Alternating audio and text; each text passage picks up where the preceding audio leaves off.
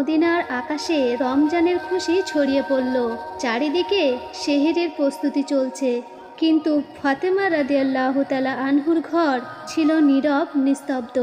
একদা ফাতেমা রাদিয়াল্লাহু তাআলা আনহু আল্লাহর ইবাদতে মগ্ন ছিলেন। ঠিক সেই সময় ছোট্ট হাসান ও হোসাইন রাদিয়াল্লাহু তাআলা আনহু ধীরে ধীরে মা ফাতেমার কাছে আসলো এবং কোমল কণ্ঠে বলল, আম্মাজান, আমাদের প্রচণ্ড ক্ষুধা লাগছে, আমাদের কিছু খেতে দিন, ক্ষুধার জ্বালা আর সহ্য করতে পারছি না। এই কথা শুনে হযরত ফাতেমা রাদিয়াল্লাহু তাআলা আনহু চোখের কোণায় পানি চলে আসলো, হৃদয়টা যেন হাহাকার হয়ে উঠল। তিনি কিছুই বলতে পারলেন না, তবুও হাসি মুখে তাদের বললেন, এই জীবন তো পরীক্ষা মাত্র, বাবা একটু অপেক্ষা করো, ইনশাল্লাহ তোমার আব্বাজান কিছু খাবার নিয়ে আসবেন। এটা শুনে হাসান এবং হোসাইন রাদিয়াল্লাহু তাআলা আনহু আনন্দিত হয়ে সেখান থেকে চলে গেলেন। কিন্তু তিনি নিজেও ইফতারের অপেক্ষায় আছে, তার নিজেরও ক্ষুধা লাগছে, মাথাটা ঝিমঝিম করছে। তখন তিনি আল্লাহর কাছে দোয়া করে বললেন, হে আল্লাহ, তুমি আমাদের রিজিক দাতা, আল্লাহ গো, তুমি আমাদের রিজিক দাও, তুমি আমাদের কষ্ট সহ্য করার শক্তি দাও, তুমি আমাদের ঈমান দৃঢ় করো। এই কঠিন পরীক্ষার মাঝেও তার হৃদয়ে কোনো বিদ্রোহ নেই, কোনো হতাশ নেই, আছে শুধু ধৈর্য আর তাওয়াক্কুল। এদিকে হযরত আলী রাদিয়াল্লাহু তাআলা আনহু তখনও কাজের সন্ধান পেলেন না। সূর্য ধীরে ধীরে মধ্য আকাশে উঠে এসেছে। উত্তপ্ত রোদ ও গরমের তীব্রতা মদিনার মাটিকে ঝলসে দিচ্ছে। কিন্তু বাড়ির কথা ভাবতেই হযরত আলী রাদিয়াল্লাহু তাআলা আনহু চোখের পানি চলে আসলো। অবশেষে হযরত আলী রাদিয়াল্লাহু তাআলা আনহু এক সাহাবীর বাড়িতে গেলেন এবং সালাম দিয়ে বললেন, ভাই, আমাদের বাড়িতে কোনো খাবার নেই, কোনো কাজের সন্ধান দিতে পারবেন? তখন সাহাবী বললেন, ইয়া আলী, আল্লাহর কসম, আমি যদি কিছু পেতাম তাহলে তোমার জন্য নিশ্চয়ই কিছু রাখতাম, কিন্তু আমারও ঘরেও কয়দিন চুলায় আগুন জ্বলেনি, আমিও না খেয়ে আছি। একথা শুনে হযরত আলী রাদিয়াল্লাহু তাআলা আনহু স্তব্ধ হয়ে গেলেন। তখনও তিনি সান্ত্বনা দিয়ে বললেন, নিশ্চয়ই আল্লাহ তাআলা কোনো ব্যবস্থা করবেন।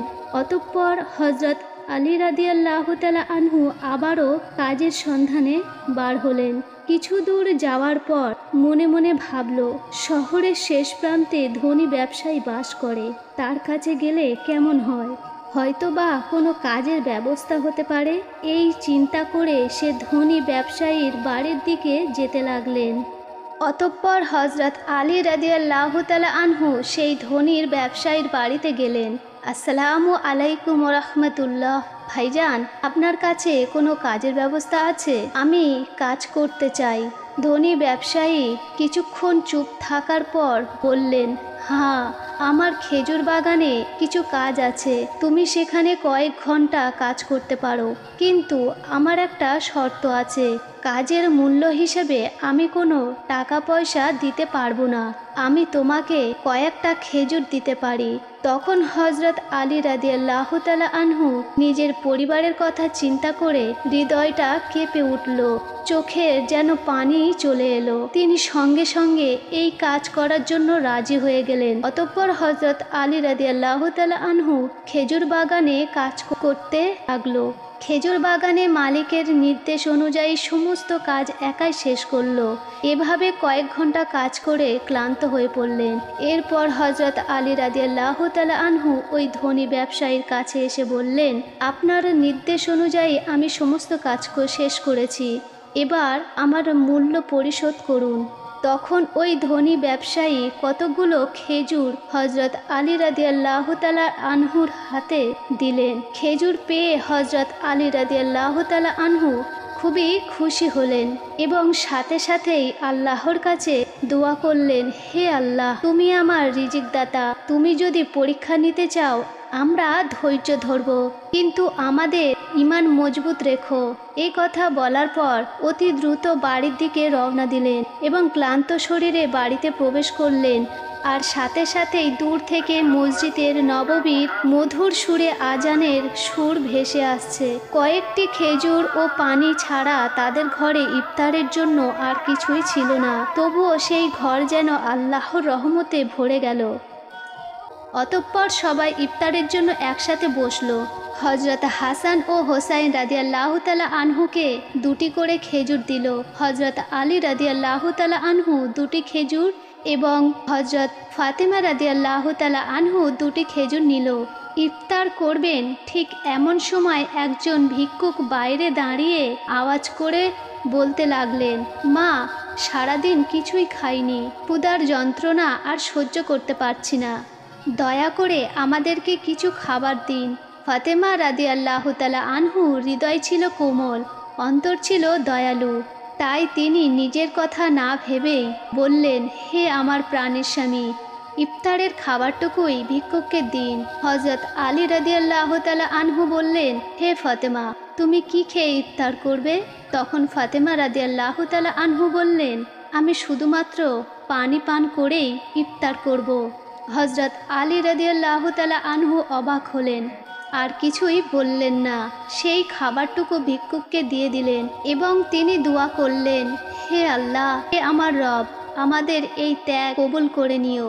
পরের দিন রোজা রাখার জন্য হজরত ফাতেমা রাদিয়াল্লাহু তাআলা আনহু শুধু পানি পান করলেন। অতঃপর পরের দিন সকালবেলা হজরত আলী রাদিয়াল্লাহু তাআলা আনহু ইফতারের জন্য কিছু আটা সংগ্রহ করে বাড়ি আনলেন। তখন হজরত ফাতেমা রাদিয়াল্লাহু তাআলা আনহু সেই আটা দিয়ে একটি রুটি বানালেন। এভাবে সারাদিন যখন অতিক্রম হয়ে ইফতারের সময় চলে আসলো, তখন চারিদিকে ইফতারের প্রস্তুতি, খুশির আমেজ। কিন্তু ফাতেমা রাদিয়াল্লাহু তাআলা আনহুর ঘর নীরব ও নিস্তব্ধ।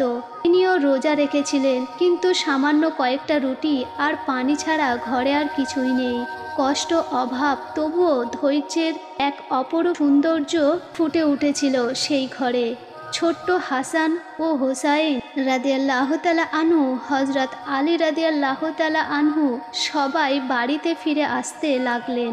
ইফতারের সময় হয়ে গেছে, সবাই একসাথে বসে ইফতার করবে। সবাইকে মাত্র 2টি করে রুটি দিলেন।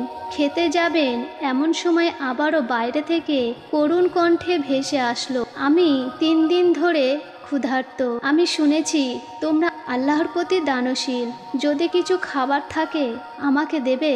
ক্ষুধার যন্ত্রণা সহ্য করতে পারছি না। হজরত ফাতেমা রাদিয়াল্লাহু তাআলা আনহু ছিলেন অত্যন্ত দানশীল, তাই তিনি হজরত আলী রাদিয়াল্লাহু তাআলা আনহুকে বললেন, হে আমার প্রিয় স্বামী, এই ভিক্ষুককে রুটিগুলো দান করে দিন। তিনি বললেন, হে ফাতেমা, তুমি কি খাবে? তিনি বললেন, হে ফাতেমা, ক্ষুধা লাগে, তবে সেও তো ক্ষুধার জ্বালায় কাতরাচ্ছে। আমরা তো দুনিয়ার সুখের জন্য সৃষ্টি হয়নি, আমাদের তো আল্লাহর সন্তুষ্টির অর্জন করাই একমাত্র উদ্দেশ্য।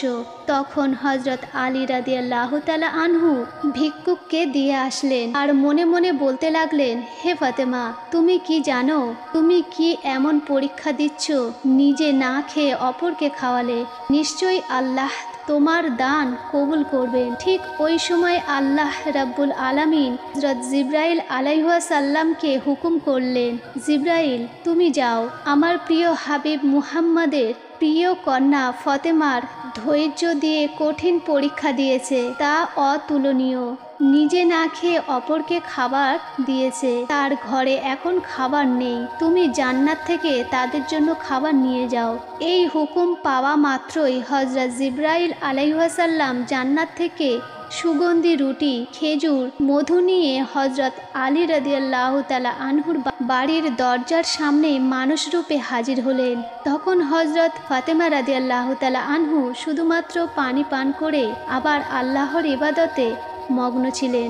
ঘরের বাইরে থেকে আবারও এক আওয়াজ ভেসে আসলো, আসসালামু আলাইকুম ওয়া রাহমাতুল্লাহ ওয়া বারাকাতুহু। এই কণ্ঠ শুনে আলী রাদিয়াল্লাহু তাআলা আনহু ঘরের বাইরে বার হয়ে দেখলেন একজন সুপুরুষ হাতে একটি পাত্র নিয়ে দাঁড়িয়ে আছে। তাকে জিজ্ঞেস করলেন, আপনি কে? অপর দিক থেকে উত্তর এলো, আমি আল্লাহর পক্ষ থেকে এসেছি, তোমরা যেভাবে তোমাদের ক্ষুধা সহ্য করে অন্যের মুখে খাবার তুলে দিয়েছো, আল্লাহ তোমাদের জন্য জান্নাতের রিজিক পাঠিয়েছেন। একথা শোনা মাত্রই হযরত আলী রাদিয়াল্লাহু তাআলা আনহুর অন্তর কেঁপে উঠল, তার চোখে পানি চলে এলো। অতঃপর জিব্রাইল আলাইহিসসালাম খাবারগুলি দিয়ে সেখান থেকে বিদায় নিলেন। তখন হযরত আলী রাদিয়াল্লাহু তাআলা আনহু খাবারগুলি নিয়ে ঘরে প্রবেশ করলেন এবং বললেন, হে ফাতেমা, দেখো দেখো আমাদের রব কত মহান, আমাদের জন্য জান্নাত থেকে রিজিক পাঠিয়েছে। একথা শুনে হযরত ফাতেমা রাদিয়াল্লাহু তাআলা আনহু ধীরে ধীরে সেখানে এলেন, দেখে বিস্ময়কর ও হতবাক হয়ে গেলেন। এক মধুময় নয়নে হযরতের দিকে তাকিয়ে রইল আর মনে মনে ভাবতে লাগলেন, হে আল্লাহ, তুমি কতই না মহান। তিনি বুঝতে পারলেন এটি কোনো সাধারণ খাবার নয়। এত সুগন্ধি রুটি, মধু, খেজুর, এ তো জান্নাতের খাবার। এদিকে শিশু হাসান ও হোসাইন রাদিয়াল্লাহু তাআলা আনহু সেখানে এসে বললেন, আম্মাজান, এই খাবারগুলো কাদের এবং কোথা থেকে এসেছে? তখন হযরত ফাতেমা রাদিয়াল্লাহু তাআলা আনহু বললেন, বাবা, খাবারগুলো আমাদের মহান রব্বুল আলামিন জান্নাত থেকে পাঠিয়েছে। এরপর সবাই আল্লাহর কাছে শুকরিয়া আদায় করলেন। খাবার মুখে দেওয়ার সাথে সাথে তাদের চোখ থেকে অশ্রু ঝরে পড়ল। এ খাবারে ছিল আল্লাহর ভালোবাসার প্রমাণ। অতঃপর পরের দিন সকাল থেকে সমগ্র মদিনার গলিতে গলিতে এই খবর প্রকাশ হয়ে গেল যে হযরত ফাতেমা রাদিয়াল্লাহু তাআলা আনহুর ঘরে আল্লাহর পক্ষ থেকে জান্নাত থেকে খাবার এসেছে। এমনকি রাসূল সাল্লাল্লাহু আলাইহি ওয়াসাল্লাম জানতে পারলেন। এই খাবারটি পেয়ে অনেকে অবাক হলেন, অনেকে আনন্দিত হলেন, আবার অনেকের ঈমান আরও মজবুত হলো।